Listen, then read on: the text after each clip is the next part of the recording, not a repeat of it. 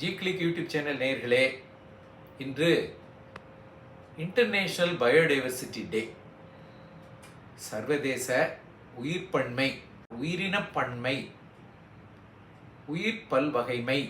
இந்த தினத்தில் உங்கள் அனைவருக்கும் பயோடைவர்சிட்டி டே வாழ்த்துக்கள்.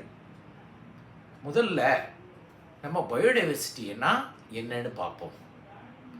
பூமியினுடைய பரப்பில் உள்ள நீரில், நிலத்தில் வாழக்கூடிய கணக்கிலடங்காத உயிர்களின் காணப்படும் ஒரு வேறுபாடு தான் இந்த உயிர்ப்பன்மை. அதாவது பூமியில் வாழக்கூடிய, நிலத்தில், நீரில் வாழக்கூடிய கணக்கிலடங்காத உயிரினங்களில் காணப்படும் வேறுபாடு தான் இந்த உயிர்ப்பன்மை. இந்த உயிர்ப்பன்மையை பல்வேறு வகைகளில் கணக்கிடலாம். இருந்தாலும் ஒரு 3-4 லெவலை நான் இங்கே சொல்கிறேன். மரபியற் பல்வகைமை, ஜெனட்டிக் டைவர்சிட்டி, சிற்றின பல்வகைமை, ஸ்பீசிஸ் டைவர்சிட்டி, சூழ்நிலை மண்டல உயிர்ப்பன்மை ஆர் பல்வகைமை, அதாவது ஈகோசிஸ்டம் டைவர்சிட்டி. இன்னொன்று ஃபைட்டோஜெனட்டிக் டைவர்சிட்டின்னு சொல்கிறாங்க. இந்த ஃபைட்டோஜெனட்டிக் டைவர்சிட்டினா தாவரங்கள் பல்லாண்டு காலமாக பரிணாமத்தில் எவால்வ் ஆகி வந்திருக்கு. இதன் கிளைகளுடைய மொத்த நீளத்தை வச்சு இந்த ஃபைட்டோஜெனட்டிக் டைவர்சிட்டியை கணக்கு பண்ணுறாங்க. நேர்களே, உங்களுக்கு ஒரு கேள்வி வரலாம்.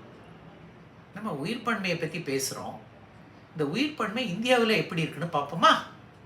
அதாவது உலகத்தில் உள்ள 190 அல்லது அதற்கு மேலான நாடுகளில் உள்ள உயிர்ப்பன்மையை ஆராய்ந்து 17 நாடுகள் அதிகமான உயிர்ப்பன்மையை கொண்டுள்ளதாக அடையாளம் காணப்பட்டுள்ளது. இந்த 17 நாடுகளில் இந்தியாவும் ஒன்று. அதாவது இந்தியா உலகத்தில் உள்ள நிலப்பரப்பில் 2.4% கொண்டுள்ளது.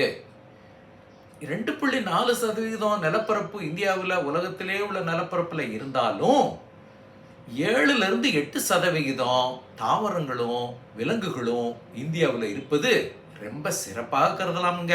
அதாவது இந்த 7 முதல் 8% வரை உள்ள தாவரங்களும் விலங்குகள்லையும் அதிகமாக 45,000 செடி கொடிகளும் 91,000 விலங்குகளும் அடங்கும்.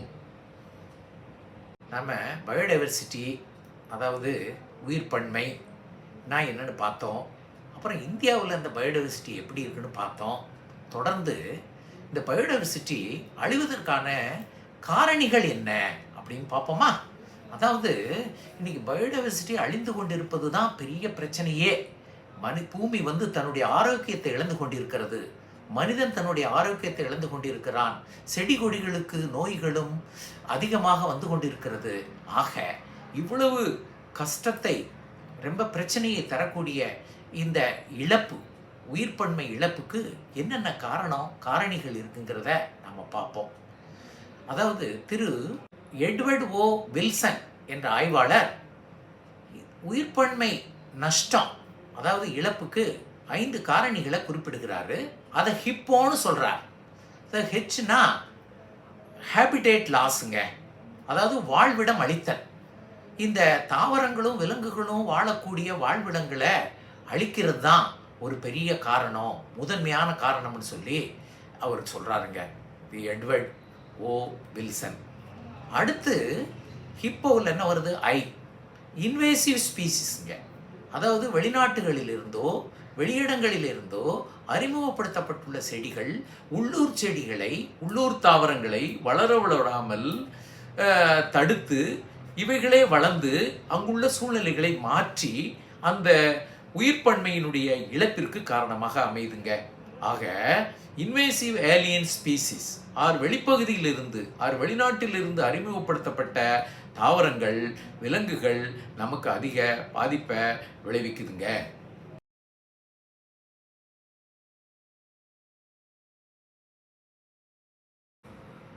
உயிர்ப்பன்மை அழிவதால்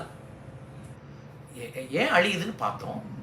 இப்போ அது அழிவதால என்னென்ன தாக்கம், அதாவது கான்சிக்வன்சஸ் ஆஃப் பயோடைவர்சிட்டி என்ன அப்படின்னு பார்ப்போமா? அதாவது உயிர்ப்பன்மையின் தளமாக கருதப்படும் பவளப்பாறைகள் உலக வெப்பமயமாதல் காரணமாக இன்னும் 20 முதல் 40 ஆண்டுகளிலே முழுவதுமாக அழியும் அபாயம் உள்ளது. அதாவது பவளப்பாறைகள், கோரல் ரீஃப்ஸ், கடல்ல தண்ணிக்கடியில் இருக்கு.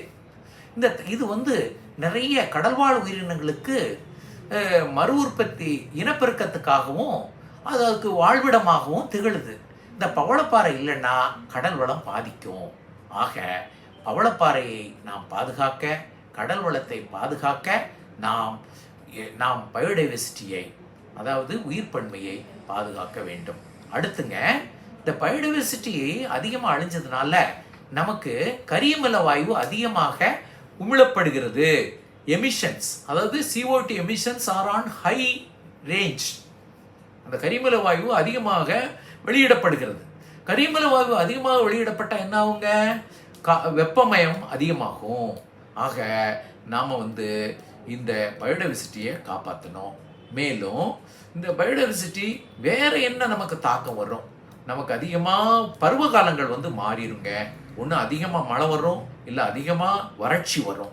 இந்த ரெண்டையுமே சன நேரத்தில் வந்துட்டு போயிடும். மேலும் இந்த பூமியோட ரெசிலியன்ஸ் கெப்பாசிட்டி, அதாவது இயற்கை இடர்பாடுகளை தாங்கக்கூடியது.